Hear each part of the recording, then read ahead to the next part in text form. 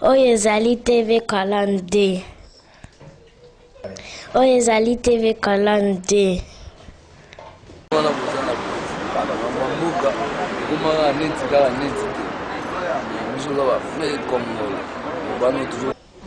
Oyo ezali TV Kalande. Oyo ezali TV Kalande.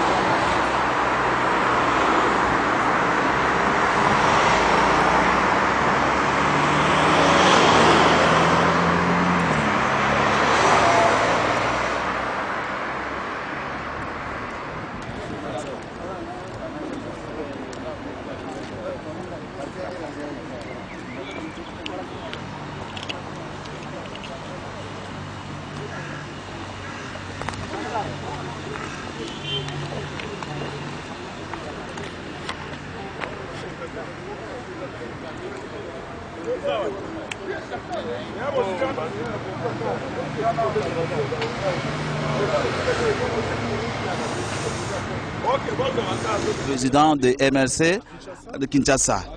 Vous avez assisté à l'audition, mais qu'est-ce que vous pensez? Je pense très sincèrement que la chance est du côté de Jean-Pierre Bemba, parce que la partie centrafricaine devait répondre à 3 questions. Sur la complémentarité du jugement, sur le principe de nebis in idem et sur la gravité des faits. Sur ces 3 éléments, la partie centrafricaine n'a avancé aucun argument qui puisse convaincre les juges. Donc nous pensons que dans le plus bref délai... Monsieur le représentant, qu'est-ce que vous pensez pour le jour d'aujourd'hui? Merci d'abord, monsieur le journaliste, pour la parole. C'est un grand jour, vous avez vu l'engouement. Les députés venus appuyer le sénateur dans la démarche qui l'oppose au procureur Moreno. Comme l'a dit le vice-président interfédéral de Kinshasa, nous sommes sereins parce qu'aux 3 grandes questions posées, aucune argumentation de la part de la partie centrafricaine n'a été fournie. Au contraire, le conseil de M. Bemba, en la personne de Maître Kouébéléris, a été clair, limpide. Nous sommes vraiment dans l'attente d'une libération prochaine de notre président, car politiquement, notre pays en a besoin. Nous sommes actuellement dans une phase où l'opposition portée par le MLC, avec notre président, doit être effective, active sur le terrain. Et la libération de Jean-Pierre Bemba est vraiment la clé. Vous avez suivi que les sénateurs, politiciens, sénateurs et députés ont signé plus de 120 signatures d'une requête demandant à la Belgique d'accueillir Jean-Pierre Bemba au cas où il serait libéré. Toute cette démarche est faite pour que demain, le peuple congolais accueille avec joie le leader, le vrai leader de l'opposition, qui est Jean. Merci beaucoup. Merci. Oyo ezali TV Kalande. Oyo ezali TV Kalande. Présentez-vous d'abord avant de vous poser les questions. C'est Honorable Clément Kankou, coordonnateur de l'Union pour la Nation. Nous sommes arrivés expressément pour cette audience publique et nous sommes dans une mission parlementaire avec des collègues qui doivent faire un travail avec le Parlement belge à partir de demain. On sera reçu au Sénat belge avec une pétition, comme vous le savez, signée par 120 parlementaires pour soutenir Jean-Pierre Bemba dans cette dure épreuve. 120 parlementaires congolais, ce qui fait le 1/4 du Parlement congolais a signé une pétition adressée à toutes les autorités belges, au Premier ministre belge, au président du Sénat et au président de la Chambre des représentants, pour demander à ce que la Belgique reçoive Jean-Pierre Bemba Gombo très rapidement dès qu'il sera libéré provisoirement. Nous espérons qu'il sera libéré très rapidement. Si c'est une libération provisoire, une liberté provisoire, tant mieux, mais si c'est une liberté définitive, mieux encore. Donc nous sommes dans cette démarche qui consistait d'abord à venir assister à cette audience. Et après l'audience, nous allons sensibiliser les autorités belges par rapport à cette demande formulée par leurs collègues congolais, donc les représentants du peuple congolais. Un quart ont demandé à la Belgique de recevoir Jean-Pierre Bemba Gombo. Ici, nous sommes à La Haye. Nous venons d'assister à cette audience. Une fois de plus, ça vient réconforter notre thèse. La thèse qui dit que c'est un procès purement politique. Il n'y a rien de juridique là-dedans. Vous avez suivi, les avocats centrafricains se sont perdus dans les arguments qui ne tiennent pas debout. Vous avez vu, on leur a posé des questions pertinentes par les juges, mais ils n'ont pas pu prouver la véracité de tout ce qu'ils ont avancé. Aussi bien la partie civile, qui s'est perdu dans des considérations, je dirais même fantaisistes. Vous avez vu le bureau du procureur qui n'a pas su répondre aux questions posées sur le banc, qui renvoie demain ou après-demain ou à une semaine pour répondre à des questions simples posées par la partie de Jean-Pierre Bemba. Donc, une fois de plus, nous considérons que ce procès va nous montrer suffisamment que c'était qu'une supercherie montée par les politiciens aussi bien au niveau du Congo, au niveau de la Centrafrique, et soutenue malheureusement par un procureur Moreno qui joue le jeu de ces politiciens pour pousser Jean-Pierre Bemba Gombo à aller loin du Congo, à ne pas se présenter en 2011 aux élections.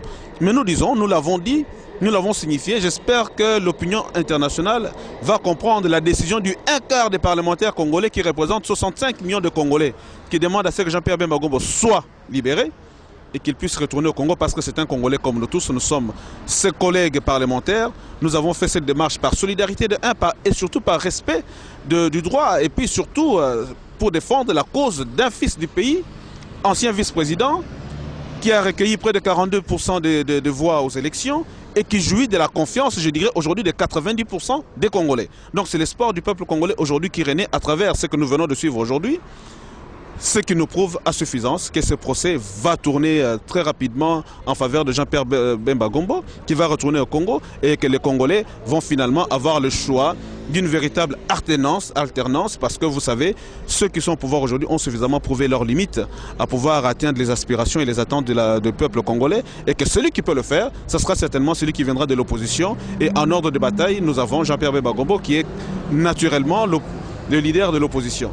Donc je dis encore une fois de plus, nous partons d'ici avec beaucoup d'espoir parce que aussi bien la partie centrafricaine, aussi bien la partie civile, personne n'a pu nous prouver que Jean-Pierre Bemba Gombo est accusé justement. Donc je dirais une fois de plus que c'est une accusation tout à fait gratuite, abusive d'un procureur qui joue le jeu des politiciens, surtout des politiciens venant de Kinshasa et de Centrafrique. Le Congolais doit tenir bon. Avec Dieu, nous allons certainement vaincre et déplacer des montagnes. Merci beaucoup, honorable. Merci. Voilà, le secrétaire général, il est là, il est ici, devant nous, il a assisté.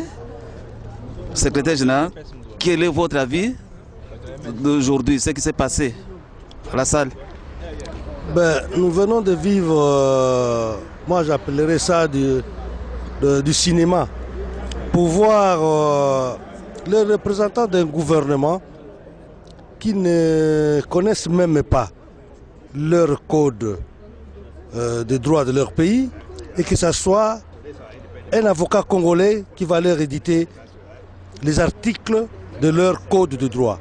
C'est vraiment ridicule, et cela démontre même que c'est une affaire qui a été montée de toutes pièces et que les gens ne savent pas se défendre. Donc je crois que cette fois-là, nous allons droit vers la libération du président Bemba. Vous avez l'espoir quand même le jour d'aujourd'hui, ce qui s'est passé, vous avez l'espoir? Mais je crois que je l'ai toujours dit, que c'était une affaire montée de toutes pièces et qu'un jour la vérité finira par triompher, et je crois que cette vérité va triompher bientôt.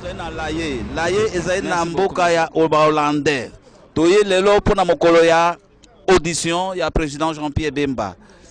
Bato bazalaki basiste ezala mibali na ba mama basiste bon deva biso awa tozali na mama oya uti mosika na Londres atali amoni ayoki pe azali na eloko nini pona koloba pona mokola lelo mama liloba. En tout cas nalina banda boye naza na esengo makasi parce que Nzambe aza koyoka biso pa tolobaki avec Dieu nous vaincrons. En tout cas ndenge toyelelo eleki moye kuti na yebisa bino eza te parce que bakati biso na kati batana eloko moko baloba te espoir ezali bolemba te. En tout cas ya lelo pena Nzambe asali musala na ye il fallait to yasu lobby mais lobby tokoya te toyebi moko tokoya te eza esengo moko makasi bozana kondima eloko leki Nzambe eza te babeti minoko awa me Nzambe akati bango batelemisi biso même pas moya suka eza esengo moko makasi espoir eza makasi bana Congo bofungola miso